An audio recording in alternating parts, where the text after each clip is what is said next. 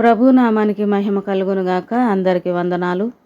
యాకోబు పత్రిక 1వ అధ్యాయము 12వ వచనంలో ఇలా ఉంది. శోధన సహించేవాడు ధన్యుడు, అతడు శోధనకు నిలిచిన వాడై ప్రభు తన్ను ప్రేమించు వారికి వాగ్దానం చేసిన జీవ కిరీటము పొందును అని వాక్యం సెలవిస్తూ ఉన్నది.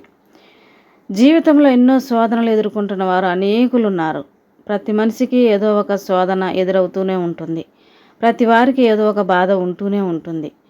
అయినప్పటికీ దాన్ని సహించిన వారు ధన్యులు అని వాక్యం సెలవిస్తూ ఉన్నది. శోధన వచ్చినప్పుడు నిలిచి ఉండాలి, శోధన సహించాలి, అప్పుడు ధన్యులు అని వాక్యం సెలవిస్తూ ఉన్నది.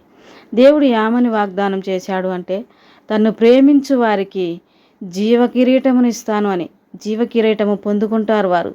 శోధన వచ్చినా, ఇరుకు వచ్చినా, ఇబ్బంది వచ్చినా, ఏ బాధ వచ్చినా దేవుని యందు నిరీక్షణ ఉంచి, దేవుని యందు ఓర్పు సహనం కలిగి మరి ఎదురు చూసినప్పుడు దేవుడు జీవ కిరీటమును ఇస్తాను అని వాగ్దానం చేశాడు.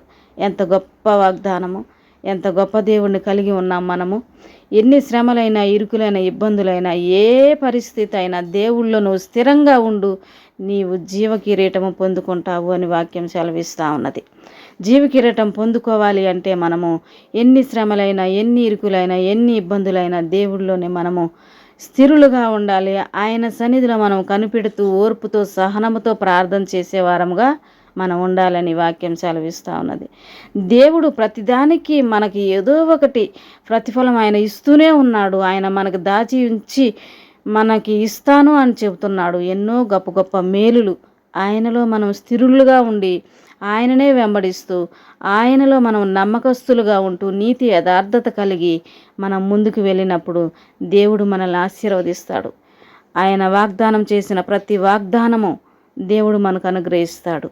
కాబట్టి మనము శోధనైనా, ఇరుకైనా, ఇబ్బంది అయినా, ఏదైనా నిరీక్షణ కలిగి ఎదురు చూస్తూ ఆయన వాగ్దానాలన్నీ మనము స్వతంత్రించుకోవాలని వాక్యము మనకి మనవ చేస్తూ ఉన్నది. కాబట్టి అందరము దేవుని సన్నిధిలో మనం ముందుకు వెళదాము, దేవుళ్ళలో నమ్మకంగా ఉందాము, యథార్థంగా ఉందాము, దేవుని దేవుళ్ళు పొందుకుందాము.